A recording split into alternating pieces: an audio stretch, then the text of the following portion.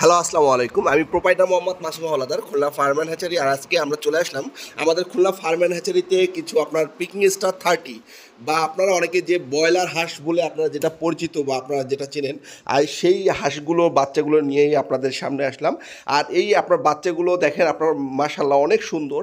আর এই Peking star জাতের আপনার পিকিং স্টার 30, পিকিং স্টার 30 জাতের আপনার এটি হলো সর্বশ্বাস মানে সর্বশেষ আপনার হাঁসের জগতে আপনার আপডেট। এর আগে ছিল আপনার বেলজিয়াম, আর এখন আপনার অধিক উচ্চ ফলনশীল বা উচ্চ মানের হাঁসের বাচ্চা বলতে আপনার পিকিং স্টার 30 বলেই আমরা সকলেই জানি।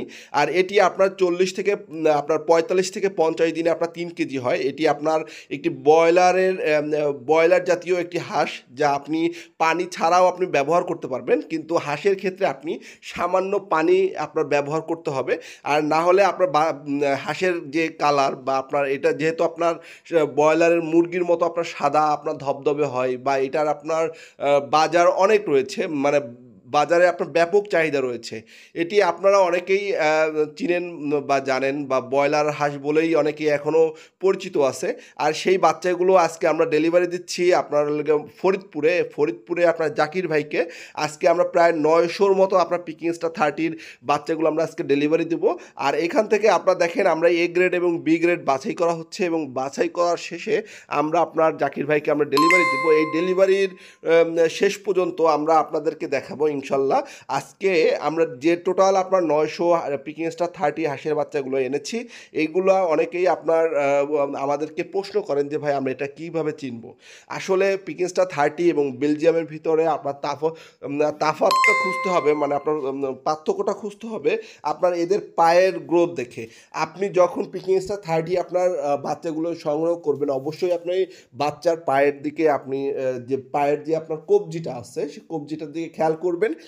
কবজিটা আপনার অনেক মোটা, এবং আপনার ব্রয়লার যে মুরগির বাচ্চা যেরকম আপনার একদম পুরো আপনার পাটা নরম বা তুলতুলে থাকে, এবং আপনার ঠোঁটের একটু সামান্য আপনার একটু মোটা আকারে থাকবে। আপনার পিকিং স্টার 30 আর বেলজিয়ামের ভিতরে পার্থক্যটা হলো এই দুইটি।